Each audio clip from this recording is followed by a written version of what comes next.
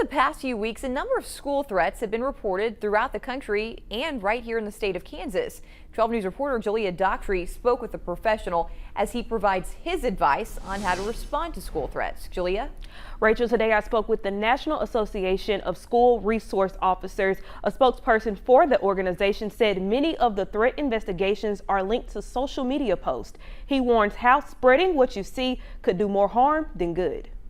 School threats, something many of you have seen all over social media. Schools in Emporia, Ellis, and Goddard dealing with the issue this week.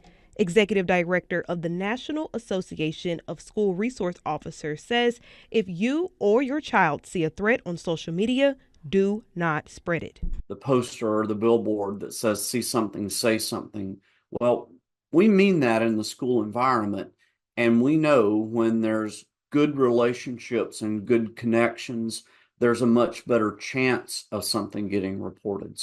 The consequences for sharing online threats could be as serious as making the actual threat. Not sharing it on social media could also save your student from suspension, expulsion, or even being arrested. You see something concerning on social media, don't repost it.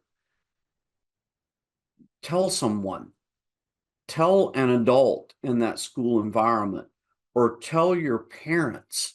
And again, the parents need to relay that to the schools or to law enforcement.